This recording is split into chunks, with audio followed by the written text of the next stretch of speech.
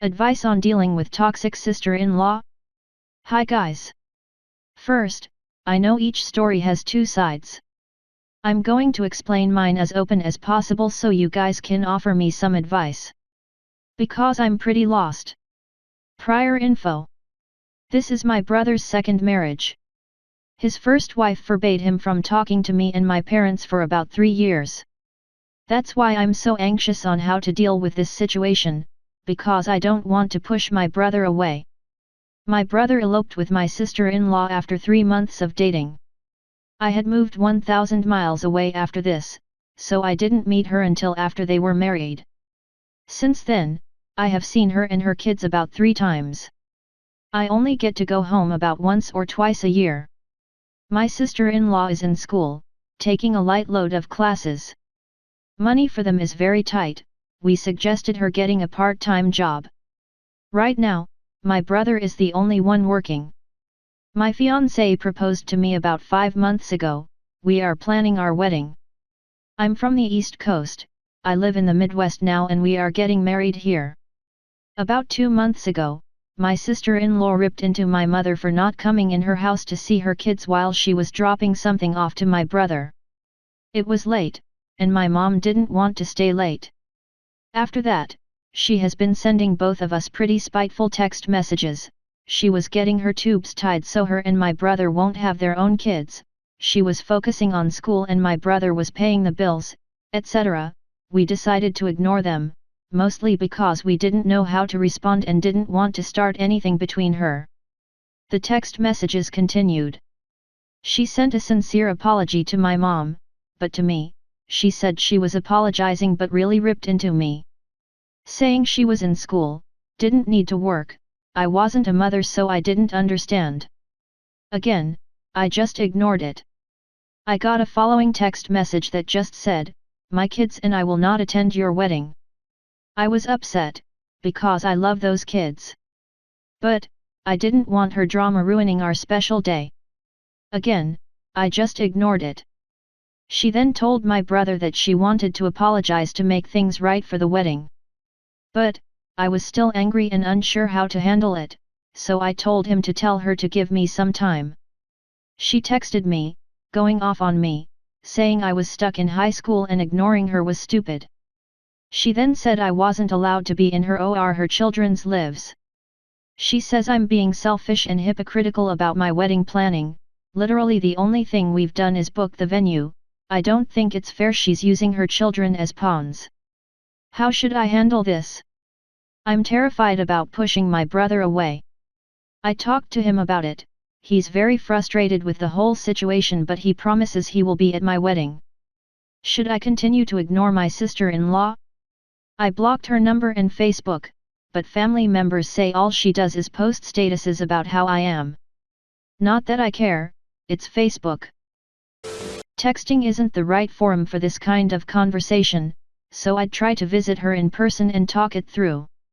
She sounds like she wants to be a part of the process for whatever reason. Maybe give her that opportunity by letting her know some of your ideas and ask if she has any suggestions. Text messages lose context, so the why they will not attend the wedding is important here. Could they just not make it because they were busy? She sounds a bit like she thinks she has more life experience to know the best for you for whatever reason, but I don't have all the details. If she says you're being selfish and hypocritical about wedding planning, ask what her recommendations are or what she thinks you should do differently. Negative talk like that is usually just someone who doesn't know how best to propose their alternative ideas.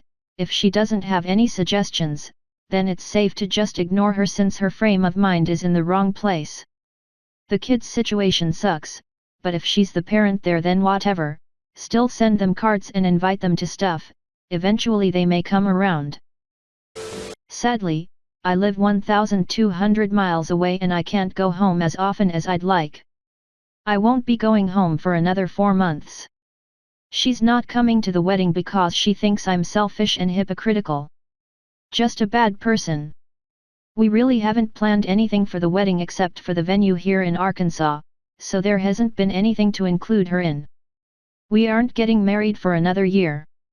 But after this behavior, I just don't want anything to do with her. Disregard her cruel insults. You know it is not true. The scars her children will carry will be difficult. Poor things. She's pouring all her misery and anger onto you every time she fabricates horrid labels that are not true. Impossible to ignore, I know, but do remind yourself it is the ranting of a sick individual and it's nothing to do with you, and do not react or take it to heart. She's sick. Try very hard not to get sucked into arguments or get emotional. Try really hard. First of all, she texted you saying she and her kids were not going to the wedding, then she tells you that you are selfish in the planning for the wedding?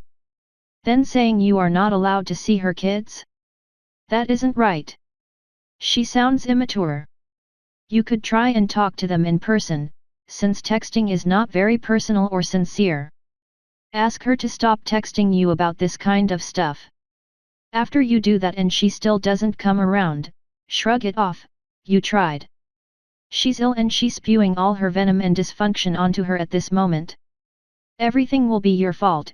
You are so mean and selfish, you don't even care, blah blah blah blah, rantings of a very ill personnel. Ahe may be stressed out about her wedding, but could have a mental condition as well.